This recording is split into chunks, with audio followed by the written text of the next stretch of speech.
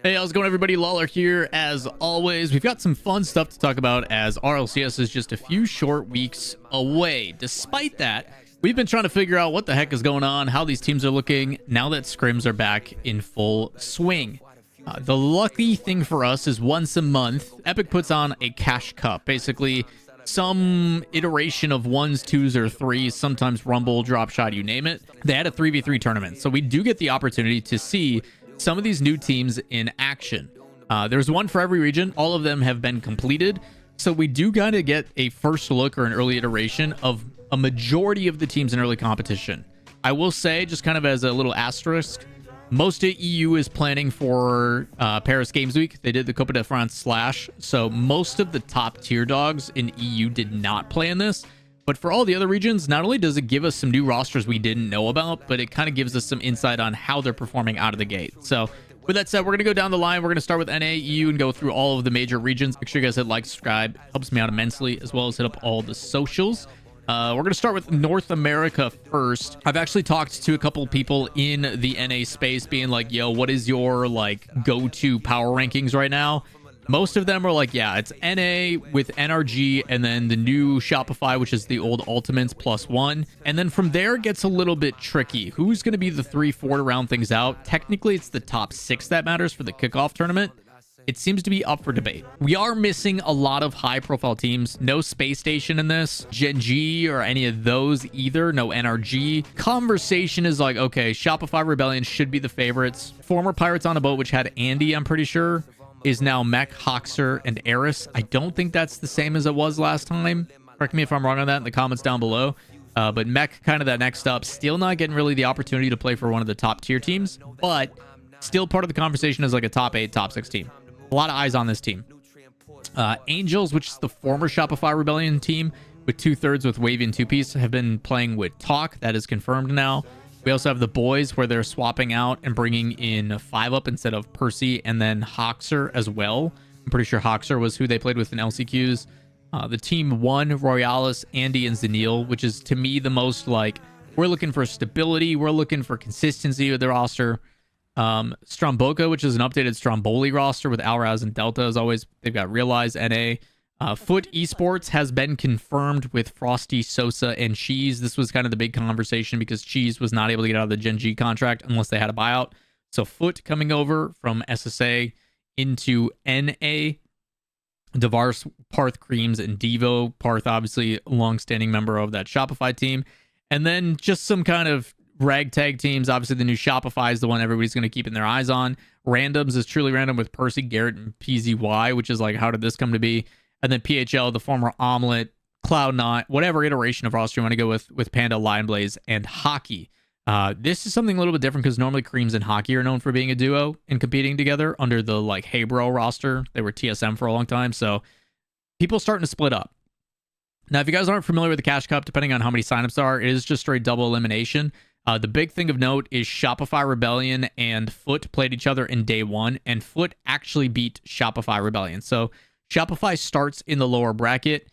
If you are coming through the upper bracket and you have yet to lose, once you make it into the upper quarterfinal, it doesn't matter if you win or lose. You still guarantee your spot into the top 16.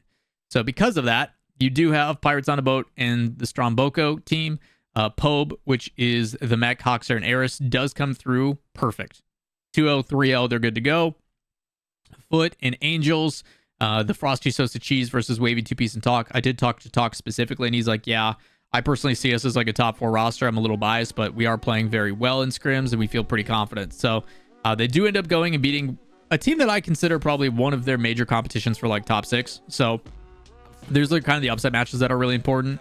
The boys over Devarths, not surprised there with the talent they have. I think 5-up will actually provide a lot of stability to that team just in the midfield. And then you have 1, which is Royalis, Andy, and Zanil coming in as the high seed over for all the marbles, which is Juice, Woozy, and Kevin. So not surprised there. Good results from them. On the low side, you got Norms, which is Hazo, Cosmic, and Skippy, a team that's had many different iterations over the years.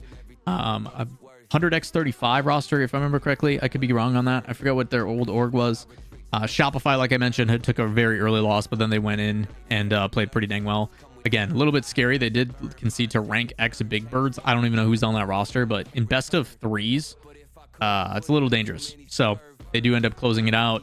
PHL, not surprised. And then randoms in a game 5 against Aura. It's probably not a good look for Aura. Who's on that Aura roster? Keter's Mini and okay, I'm not surprised. Veterans taking the win. Makes sense. That then brings us to our main bracket in day 3. The high seeds do get an advantage. So your top 4s from here, all the high seeds at 1 do get an advantage with that extra life. Very similar to RLCS. And then the low seeds play against the others. The cool thing is Shopify and Foot do square off again, and Shopify does get the revenge. They go in a lower bracket run. They play so many matches in this tournament, even a reverse sweep to close it out. But it is good to see that Angels and the boys are putting up fights. We were very curious to see on how things are going to play out. This is our, like I said, first iteration. You can click on these. The difficulty is finding any footage. You have to find if the people... I would normally have gameplay footage playing right now. I just couldn't find it easily unless you go to their streams themselves, and you had to hope that the player itself was streaming. So really difficult with everybody kind of focused on FIFA E this weekend. There's a lot of teams that we'll talk about later in this video. Forewarning, it's going to be a long one. But we did talk about how a lot of teams either forfeited. Despite that, we still have some like roster leaks coming from this video because of signups. So that's cool. But outside of that, I would say that the teams that I expect in like the top 4, top 5 are there. The only conversations that you then slot into this are where would Energy be? I assume at the top. Where is Gen G? And then you're kind of seeing teams like the boys, Angels, One, Pirates on a Boat, and teams of that iteration all kind of making up the last like 4 or 5 teams that are going to be fighting for the kickoff tournament. So Shopify does close it out. All obviously best of 5s. These are really long tournaments to do in a day. And then Angels in second, which I think is a very good sign for them. Trying to become and solidify themselves as that number 3 team with Wavy 2-piece and Talk. So good results there for North America. Over in EU, we're going to crush through this one. Most of the teams, like I mentioned, are not playing in this. It is most of the French teams just being like, hey, we've got other stuff going on with the Coupe de France Paris Games Week, which will be in person. That should be going on this weekend or next weekend. I'll have to double check timelines.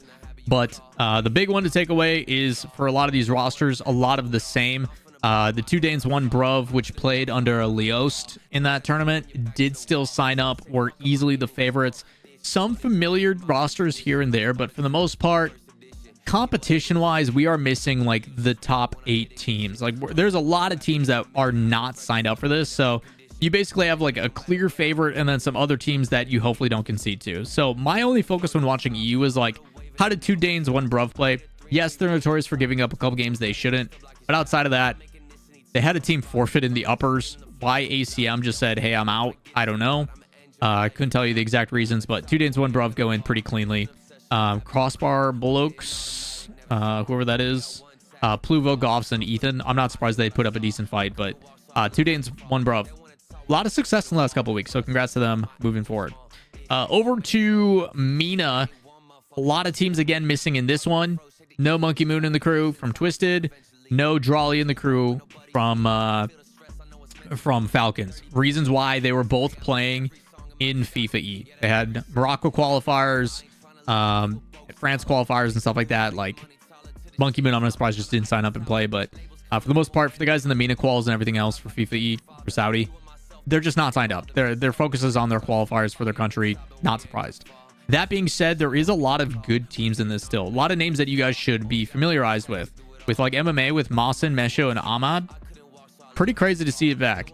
Nush, Ops, and Nader, really, really good. Twiz, Abdullah, and Ghazi, as you guys know, with the Rock squad that has done stuff. Basil and those guys are pretty dang good. There's some really solid teams in this. DTM with Dr. Known and the dudes also there. So we are seeing a little bit of mix-up with Ops and Nush, not with Dr. Known. Any particular reason, we don't know. Maybe they're just trying out different iterations of rosters, but this is why these matches and stuff matter. It is a good way to see potentially new rosters and different tryouts in a real environment. Winner, though, is the high seed. No surprise there. I would expect it to be between like non-Q and Rock, most likely. Maybe you see some upset here and there, but for the most part, I would expect these two to place in the finals, which is exactly what happened. Non-Q does close it out. They get actually a loss in the first series in game 5, and then they sweep after. So maybe sometimes the benefits, but even MMA with Monster and Mesho and Ahmad is a team to potentially pay attention to. Now, we all know that favorites-wise, it's going to be Twisted and Falcons throughout the entire season this season. for 2026, but do not count these guys lightly. You never know what can happen. You never know what kind of LCQ team can come through. Just kind of early iterations to pay attention there. Up next in OCE, big upsets actually. Obviously, everybody talked about the favorites being Wildcard, rightfully so after a top 6 result at Worlds. But this new team that was announced with Gus Fiber and Super Locky is one to take into consideration. A very, very solid team.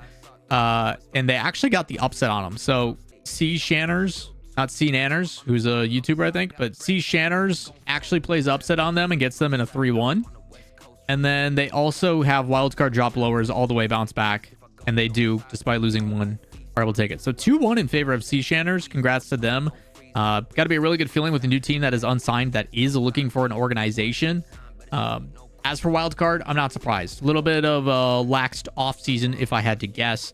I would not be surprised if these guys are on low hours, not trying to make excuses for them. I do think it is important, though, that they are getting wins. I think that's a very good sign for teams in competition at OCE and making it not just a one-team region. So that's the OCE breakdown. We then go to South America, and I hope this is updated because last time I checked, it was not. Liquipedia was lacking a little bit. We do have Team Secret, Bota, Drafinho, and KV1. But it's Time Secreto. I don't know if they meant to do that or if they're just not signed officially under the org. You got LAWL, Sad, Razebull, and Astromic. Drops, Brad, and Bems, the new Chromax team that was announced recently. Outside of that, a couple names that I recognize with like Wisty and stuff, as one's Shad, obviously, who's been around the block for a while. But looking across the board, it seems pretty straightforward. The high seeds, I'm not surprised winning. 7 with Misery. Misery's also a pretty good ones player, if I remember correctly, too. More of the same, I would say. Obviously, a lot less teams, so way less coming through in the qualifiers. But Team Secret there, the only one that we're missing out is on Falcons. But it seems to be a common thing that lower bracket teams have a lot of momentum coming in. LAWL versus Chromax going to 5 is actually a pretty good result for Sad, Razebull, Astromic. Chromax actually taking them all the way to the distance. But again, if you're asking me my top 4 teams, it's Furia, Team Secret, or Time Secreto, LAWL, and Chromax, if I had to guess. So those teams are finding themselves in the top 3. No surprise over in South America. As for the APAC region, there's a couple new iterations coming through. The top 2 outside of a like more so regional, I would say the 4 teams to pay attention to. You've got Bosch with Furlash, Maxu, and Cash. Obviously, you guys should know Cash, standing in as the one import. Japanese boxing, you've got J-Box, Taha, and Lunatic. That's probably the number 4 team. North Star Gaming with Lunar, Ballers, and LCT. You guys should know LCT and Balleries. LCT has been to many a major, many a LAN. Used to have like Marky Duda as coach on Gaming Gladiators, if you guys remember. So there is going to be a bit of a fight, I think, this season for APAC, especially with one import coming in. It will be very interesting to see how it plays out. I do think Bosch is probably going to be the favorite, with North Star coming in as a secondary. I don't know if North Star is an official org or not. I've talked to Lunar. Apparently, they've got like a friend who is funding it that is going to give them an opportunity to do the whole import thing. So pretty crazy opportunity there. But from my knowledge, the other team is KMA Inc., Tank, Kevin, and Bunny Dummy. Bunny Dummy is not his official name now. I forget what it's changed to or what he goes by now. I can't think of it off the top of my head, but those teams, probably the main 4 to pay attention to. Results-wise, you are seeing Bosch and KMA. So KMA did make it pretty far. Good to see that from Kevin and the guys. North Star lost to KMA. Okay, so they lost to the second place team. No bracket reset, though. Close it out in 5. Relatively close series. 2 OTs as well. Pretty cool stuff. And then the big one in SSA, you guys may not think SSA is the big one, but there's a couple things that we need to talk about due to imports. J Balvin boys, many consider the second best team in the region, with Snowy, Guns, and Tecos as an import. They're still looking for an organization. They're trying to find signed. Otherwise, Tecos may have to still play from Europe with high ping. Ping is probably about 140 to 180, quite a bit. But region lock is going to basically make it so a lot of these teams are not allowed to sign up. Like this team with Ivan and Revsy, they have no SSA players. So unless they're on like a school visa or something, not going to be the case. Same with this team. But you're seeing 2/3 of these teams. Now, the team that I haven't talked about, and I feel bad for Willu, because Willu, I think, was playing on a better roster and is probably upset about that one. But the big thing to pay attention to out of all these rosters, the number 1 team in the region forfeited due to FIFA E, which we'll talk about probably in tomorrow. But Jabulani, Sweaty, Lewis, and To Die For. Many people haven't figured out who To Die For and Sweaty, who are easily your 1-2 in the region, who they were going to bring in for an import. The rumors are under KCP. It looks like it's Lewis P. So pretty talented team, pretty squad across the board on what should be. Unfortunately, we didn't get to see it in action because they forfeited immediately in the first round and did not play. So the second place team is the team that went and won with the J Balvin boys, and then looking for Org, which is where'd they go? Wordy and those guys, which I consider like a top 6 potentially in the region right now. I would probably put Jeff, Steak, and Ravi over them at the moment, but it varies on how things are going to play. But you're looking at probably J Balvin and then the Jabulani guys, which is probably just going to be KCP as your number 1 and number 2, and then the rest will kind of pick and choose from there. So 2-horse race essentially, if I had to guess, in SSA, with Lewis and those guys being the primary, especially with Org backing and having low ping if he's playing local. So that's kind of where we're at. That's the first iteration of rosters, and I appreciate you guys who all stuck around for this one, just to kind of give you guys an early look. We're still missing a lot of teams that did not sign up for this, either due to FIFA E obligations or the other side of it being that they have Paris Games Week stuff going on as well. So there was a lot of different results. For the most part, the teams that are supposed to be winning are, which is a good sign going in. But teams now, especially in like NA, have been scrimming for like the last 2 to 3 weeks now. So they're starting to get into form, ready for RLCS, which will start in just a few weeks here. Either way, that is a quick review and a quick update on what's been going down in the off season for teams to look out for. If you guys do have any additional questions, comments, concerns, let me know in the comments down below. That's it. We'll catch you in the next one. Peace.